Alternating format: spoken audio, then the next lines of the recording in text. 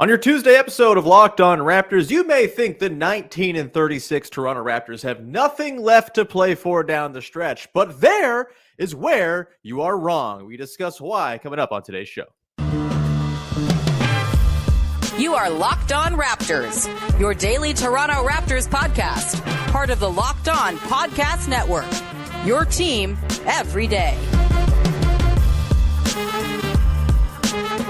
Hey, what's going on? And welcome to another episode of Locked On Raptors, part of the Locked On Podcast Network, your team every day. It is Tuesday, February the 20th, and I'm your host, Sean Woodley. I've been covering the Toronto Raptors now for 10 seasons on various platforms.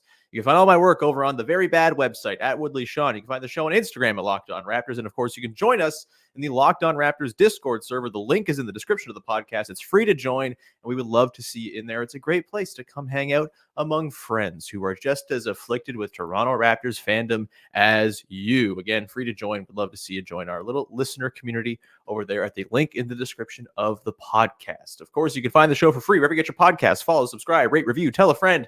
It's much appreciated when you support the show, however you support the show on the audio side of things. And of course, you can support the video side of things as well. We are 10 subscribers away from 4,000. Make me feel good, please. Just go subscribe. Even if you don't watch the videos, just subscribe. Juice the stats. Make me feel good. Get that round number that we all like so much. And I will be forever indebted to you. Today's show is brought to you by our friends over at PrizePicks, the easiest and most exciting way to play daily fantasy sports. Go to prizepicks.com/LockedOnNBA. Use the code all lowercase LockedOnNBA for a first deposit match up to $100.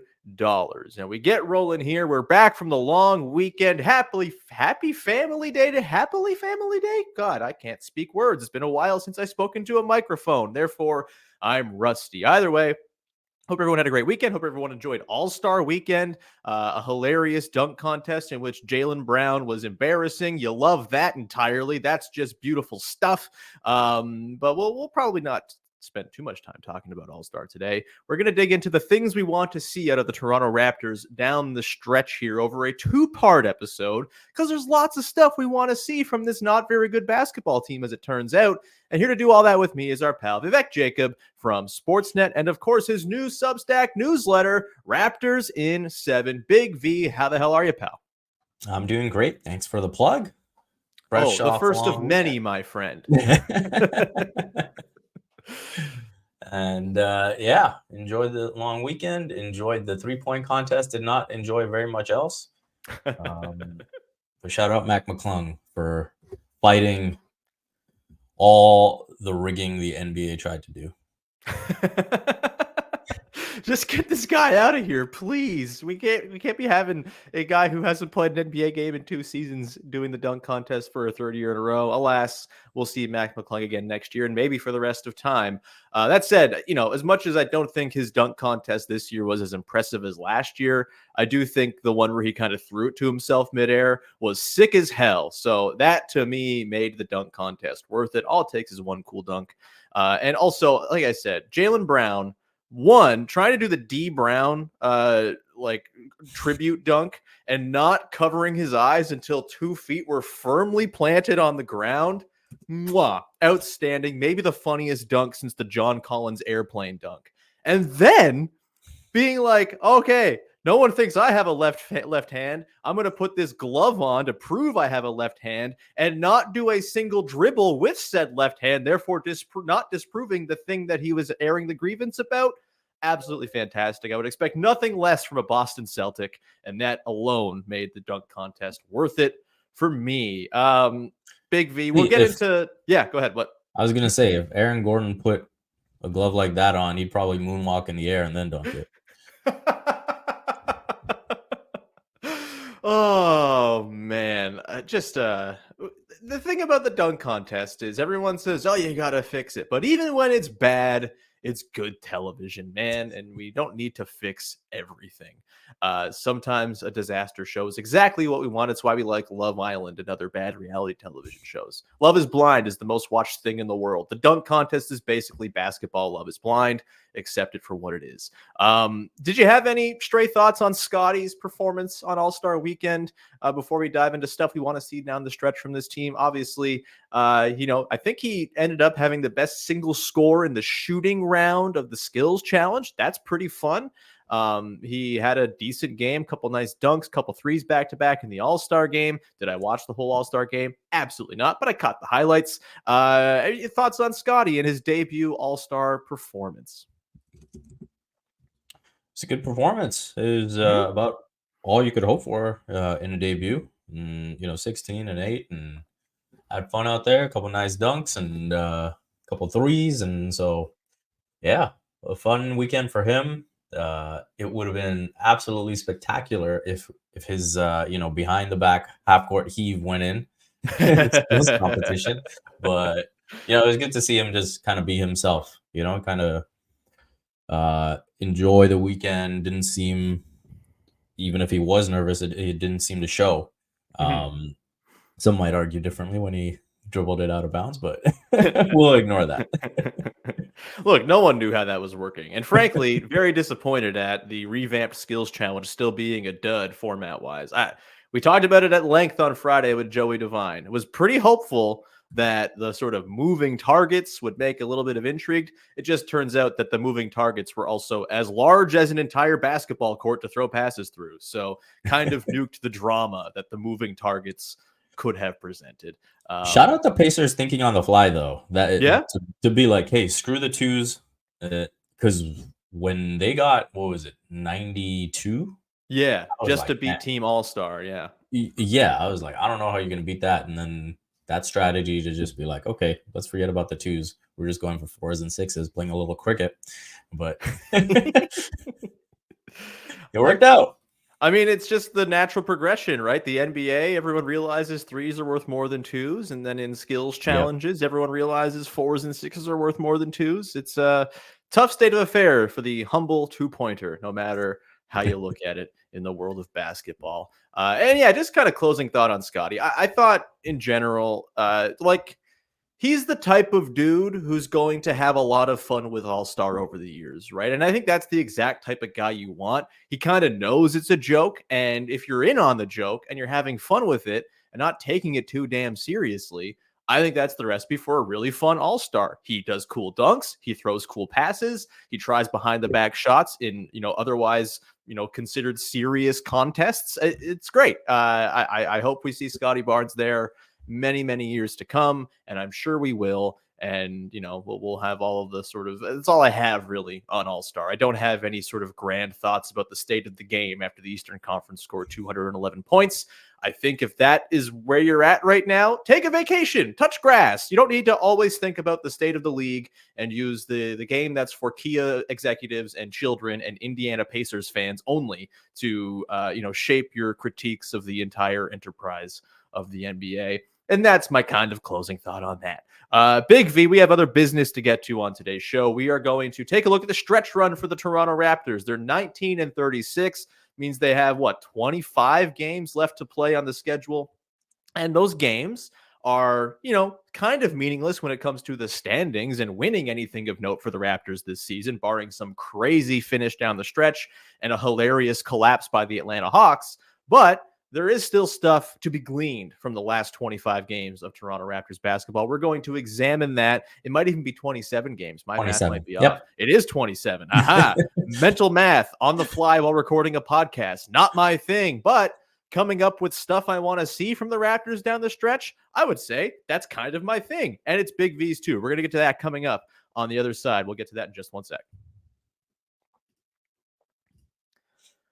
But first, today's show is brought to you by our friends over at PrizePicks, the single best place to go and play daily fantasy sports. All you got to do is pick more or less on stat projections for your favorite players in your favorite leagues and watch the winnings roll in. It's just 2 to 6 players on an entry. If you get all 6 right, you're going to rake in that cake. But it's demon time right now on PrizePicks, which means you can now win up to even more money, 100 times your money, that is, with as little as 4 correct picks. You can turn $10 into $1,000. Demons and goblins are the newest and most exciting way to play at PrizePicks. Squares marked with red demons or green goblins get you different payouts. You can now win up to 100 times your money with as little as 4 correct picks. It's a perfect place to play daily fantasy sports for anyone who is not Spider-Man. Go to prizepicks.com/LockedInNBA. Use the code LockedInNBA for first deposit match up to $100. That's again, prizepicks.com/LockedInNBA. Code LockedOnNBA for a first deposit match up to $100 with Prize Picks. Pick more,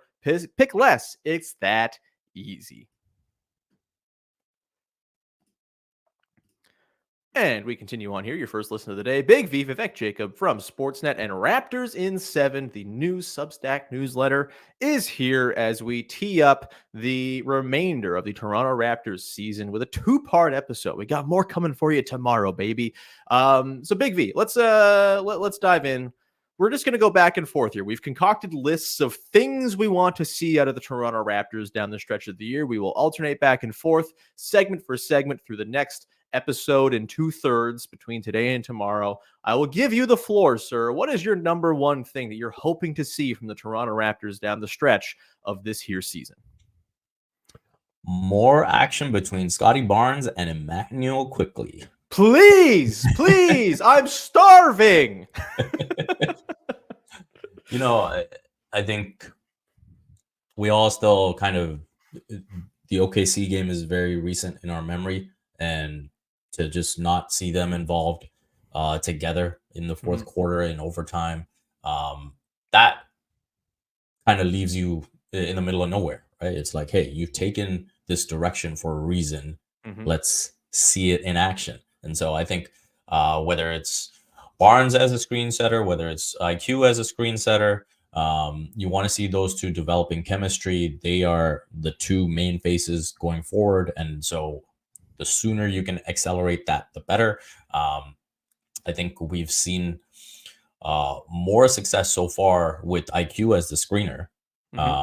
And so I do feel like working on it inverted is going to be important as well. And so, I think that's probably top of mind. I am 100% with you. It was the first thing I wrote down on my list of things as well. And I think, look, we've seen little glimpses of it and little moments where it's been like, oh, okay, this can work. I think the Kings game stands out as sort of the best example so far of Scottie and IQ working in tandem and sort of leveraging their very complementary skills into really good offense. And that Kings game was like a wonderful game for the Raptors. Obviously they lost, but they came back big in the second half. And those two dudes were very much caught up in a lot of the actions. And look, I understand why there maybe hasn't been sort of like a spamming of the IQ Scottie stuff. Obviously, they're working in RJ Barrett as well. There's lots of different actions involving him. The IQ Pirtle pick and roll has just been pretty stable and reliable as a backbone play as well. And so I get it. The spacing issues with Pirtle and Barnes together, you have to massage that a little bit. Although I do think just kind of sticking Yak in the dunker spot to take advantage of, short roll passes from Scottie or there for laydowns from Quickley if he gets downhill. Like there's a lot you can do with that. Jakob Poeltl is one of the best dunker spot players in the league with that little push shot he has and his touch around the rim.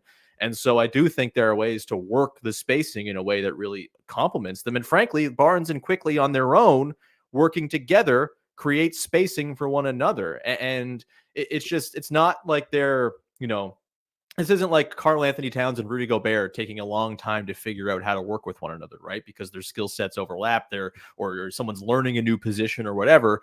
Like you would think that Quickley and Barnes and their skills could mesh basically instantaneously. And we haven't really seen them tap into it all that much.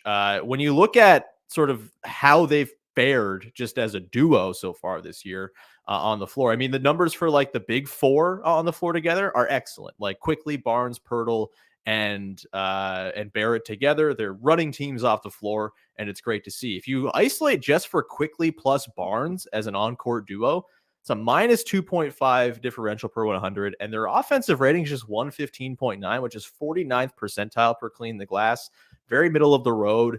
You would hope that those two guys and the dynamism they bring could be a little bit more, sort of front and center in these lineups and help prop up the lineups they're playing in together. And it really requires Jakob Poeltl to be there for them to have any kind of, effectiveness so far. Are there specific types of actions? You mentioned the pick and roll stuff, but is there any stuff you'd like to see Quickley and Barnes kind of get mixed up in together? So one thing I quickly want to flip is, because this is what happens when you record after a long weekend, is I think I said earlier that it was better with Barnes screening, but it actually has been better with Quickley as a screener. Yeah. And so they've got to improve the other aspect where it's the traditional Barnes setting the screen. Sure.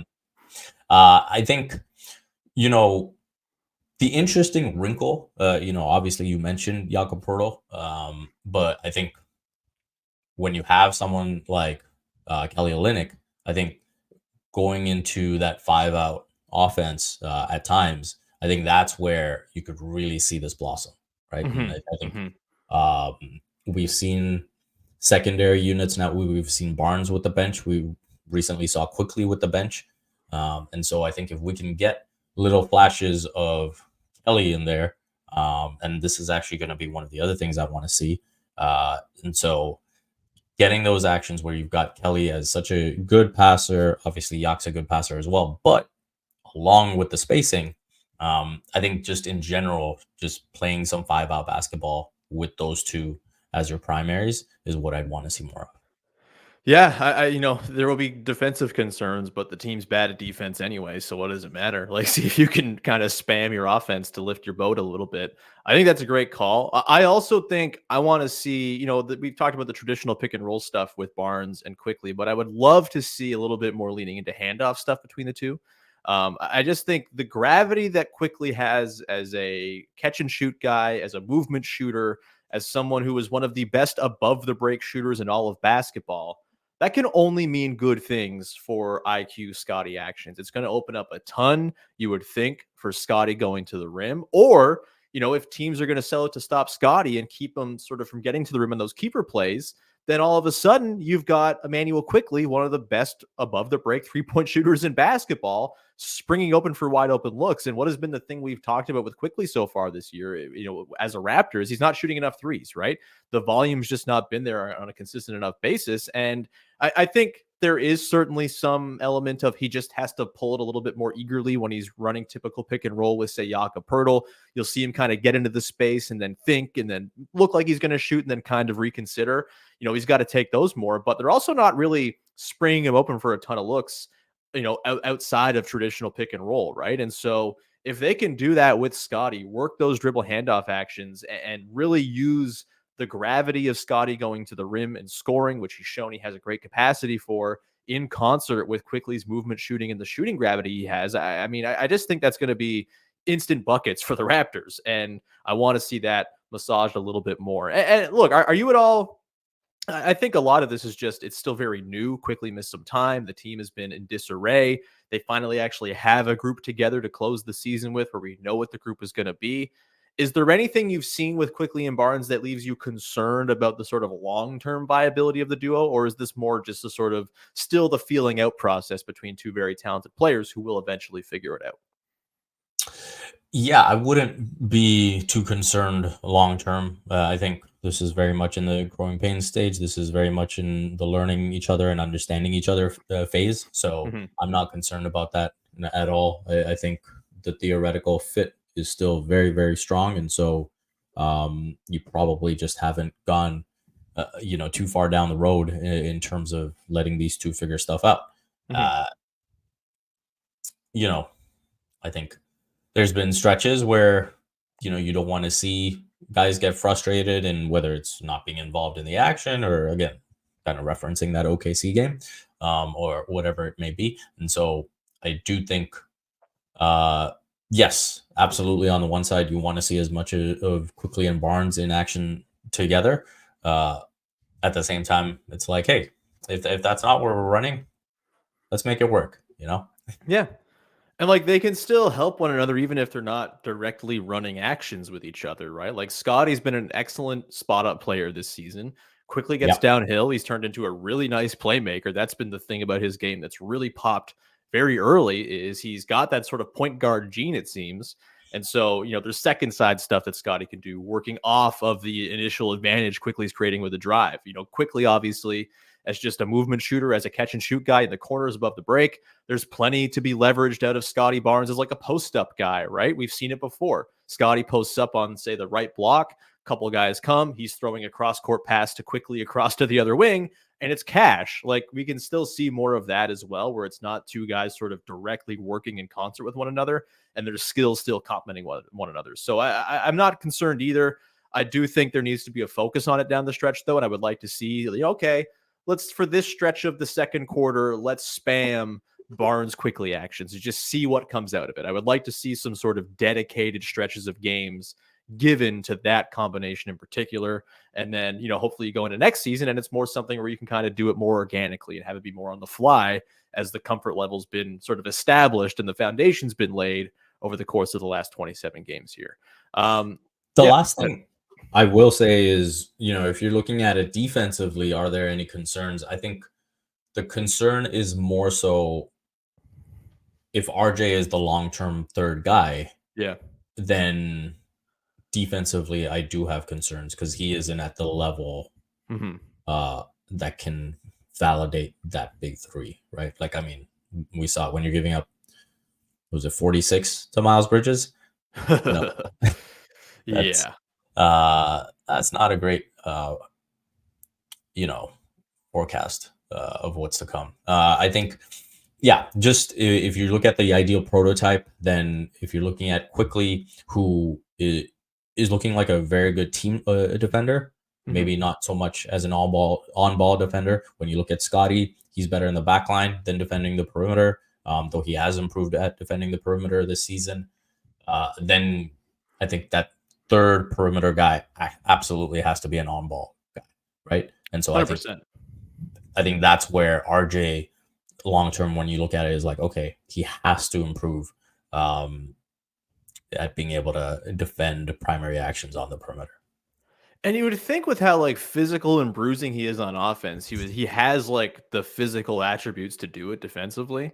It is weird. He kind of just gets like knocked off his spot by guys who are ostensibly dudes he would bully on the other end of the floor. It's kind of strange, but we'll see. I think Barrett's had moments of pretty high level defense in his career, early in his career in particular with the Knicks. Like, I don't think it's not there. But certainly, and we'll talk, I think, on tomorrow's episode, defense in general, I think, is a very, very interesting thing to watch down the stretch for this whole team. And to your point, like Quickley, probably not a great on-ball defender, but the kind of defender you can totally live with as your starting point guard if the rest of the infrastructure of the team is in place. And to your point, having an on-ball guy to allow Scottie to not be an on-ball guy, pretty essential, because Scottie is actively not good at the on-ball stuff while actively one of the best in the NBA at the off-ball stuff. And you want to try to maximize him there, no doubt. We'll leave that there for now. We'll come back on the other side, get into my first thing I really want to see down the stretch, which is more Grady Dick playing with the best Toronto Raptors. We will get to that coming up in just 1 second.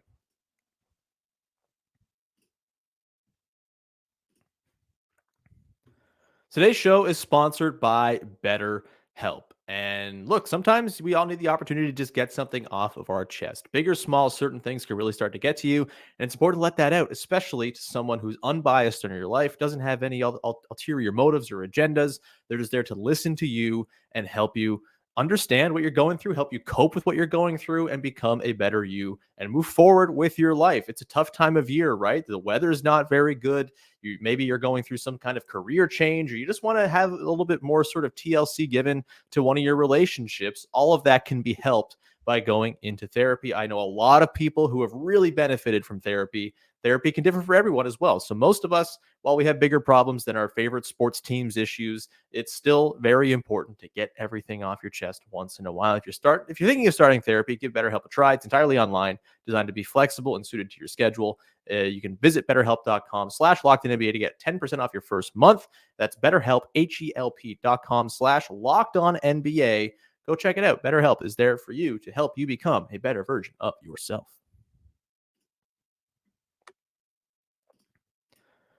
And we continue on here, rounding out the show with our pal Big V, Vivek Jacob from Sportsnet and his new Substack newsletter, Raptors in 7. Just a heads up, go check out the Locked On Sports Today 24/7 feed over on YouTube. You can subscribe to it 24/7, Locked On shows on a continuous loop covering the biggest stories with the national shows and, of course, the local shows covering all those biggest stories from the local angle that only Locked On podcasts can provide. Go check it out, Locked On Sports Today 24/7. All right, Big V. Let's get to my first thing I really want to see down the stretch of the season for the Toronto Raptors. It's all been very exciting with Gradey Dick of late. He's getting mentioned on the low post when they're talking about rookies who are doing stuff. You know you've made the big time when that happens, baby. He obviously has been red hot from deep. He's finishing through contact at the rim like he's prime, Jason Richardson. It's ridiculous what he's doing around the rim right now. Very small sample, of course, but there's a lot of really intriguing and encouraging signs from Gradey Dick so far. One thing we have not seen is very much Grady Dick playing with the best players on the Toronto Raptors. And I think this is something that needs to be rectified down the stretch. We'll get into the concept of him starting. I know people have opinions on that, and maybe that is the move eventually, to just get him in there and start him alongside the BBQ trio and Jakob Poeltl. But one way or another, I think having Grady Dick play alongside the best players on the Raptors not only is going to help Grady Dick because, the looks are going to be easier for him. The sort of defensive context will probably be easier having a guy like Jakob Poeltl as a backline defender, Scottie Barnes behind him as a backline defender.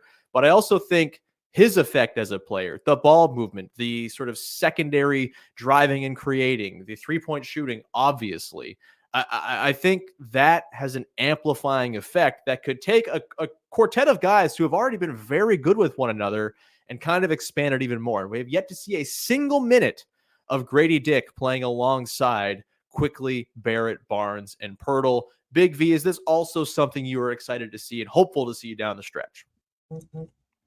Yes, 100%. I think Grady is trending in a very positive direction. I don't think there's a long-term outlook as far as Gary Trent Jr. in the starting lineup. So again, as we're in this period of learning as much as we can and getting young guys opportunities, why not throw Grady Dick in there? Heck, I've said this before on the show. If it's not going to be Grady, I would even prefer seeing Ochai Agbaji in the starting lineup. I think as far as addressing long-term and tying in what I said about, hey, you want someone in that starting five who can be an on-ball perimeter defender. I think even Ochai makes more sense than Gary. But I would put Grady at the top of the list in terms of candidates to start and just seeing what that looks like. And then I would put Ochai and then Gary. So hopefully, we see some changes coming soon. So I hear you. I'm curious how much you care about this number. The Raptors starting five with Gary Trent Jr., Quickley, Trent, Barrett, Barnes, Poeltl. 213 possessions pplayed together now on Clean the Glass. A plus 12.1 net rating with an offense that is 121.6 offensive rating. The defense, 109.5, which is perfectly passable at this point. It's, upper half of the league, 66th percentile. That lineup's been pretty good. Obviously, the wins have not been, coming along with it, but is there anything in there? Like, how much do you care about that number? Scale of 1 to 10, how much does it move you as, sort of someone who doesn't want to see that changed and says, okay, like, it's been really good. Why fix what ain't broke? Like, is there anything in there that makes you want to see more of Gary Trent Jr. with the starters? Or is it like a thing where 213 possessions, okay, that's enough. That works. We can move that aside. We know that's an okay lineup if we want to go to it. Where do you fall on how much that plus 12.1 net rating for the starters actually matters right now? Yeah, obviously it's been a big plus. But I think at this stage of the season and based on the moves that have been made, the primary goal is development. And I think that with Gary, you're just in a situation where even GM Bobby Webster is asked about him and says, hey, it's a bit up in the air with Gary. And it's TBD, right? So when you know that you're kind of investing in Grady for the long term, maybe to a greater extent than Gary, at least with Ochai, I think those are the questions I'd rather see answered. And to your point, it's like, yeah, okay, we know what Gary brings to the table in the starting lineup. Yeah, he's still a young player, and the Raptors may well just re-sign him. But I do think you've got an opportunity right now with the record being what it is and not having short-term goals of, trying to be in the playoffs and be successful in the playoffs. that you might as well find this stuff out, right? And maybe, if Gary ends up resigning and then you go into next season, it's like, okay, maybe you do look at it more seriously. And then, that plus 12 in the starting lineup does become more of a factor because you're starting fresh and you're saying, okay, let's see what this team can be right out the gate. Mm-hmm. You're trying to actually maximize minutes, which I think now you're trying to maximize like just developmental reps more than anything else. I'm with you. Yep. I think that number's nice. It's interesting. I would also have no qualms if they started Grady Dick on Thursday against the Nets in place of Gary Trent Jr. and just see what there is. I guess the sort of counterpoint to that is it too much too fast for Grady Dick, who had a really slow start to his rookie year? The first half was basically a lost cause. Then he comes in and is playing nice basketball over the last 15, 20 games, whatever it's been now. And it's been nice. It's not been perfect. There have been nights where he's been cold or whatever it's been. But, is there a concern that if you level him up to 28, 30 minutes down the stretch with the starters, that you kind of risk damaging the growth he's had? Like, is it a possibility that it's too much too fast? Does that concern you in any way whatsoever? It's definitely possible. But at the same time, right, you're in the stage of trying to find out, right? Mm-hmm. And I think he's done enough to validate being considered for the starting job. And again, this is where I'll go back to, if you do think it's too much too soon for him and you want to keep him comfortable in that bench spot, I would still rather ask the question of, hey, what does an Ochai Agbaji look like next to these guys? And how does it benefit a Quickley and a Barnes and a Barrett to have that, perimeter defender? Mm-hmm. And so I'd rather get somewhat of an idea or an answer to those questions than what's kind of a known quantity with Gary.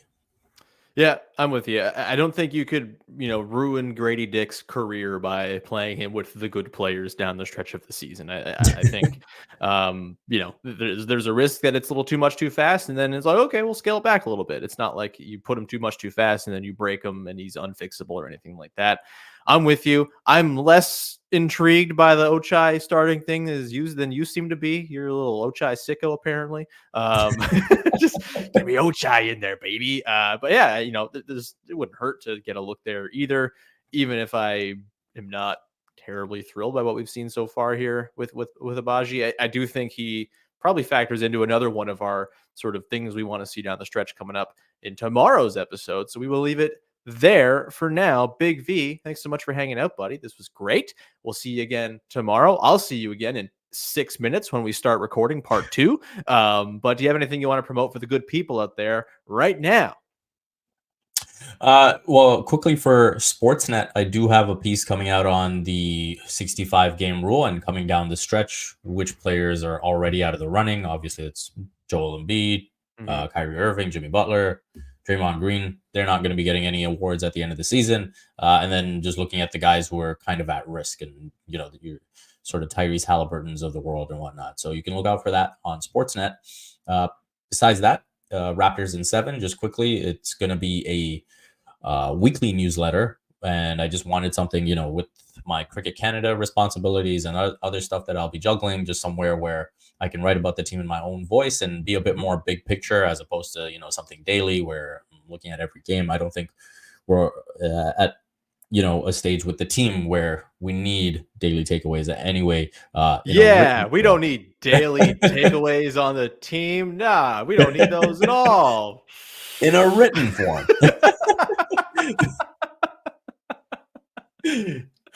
People like to listen. They don't like to read. That's what I've learned. That's a good point. That's a good point. It's a very good point. In a written form, I think weekly makes more sense. But people love to listen to your voice, so we will do that daily.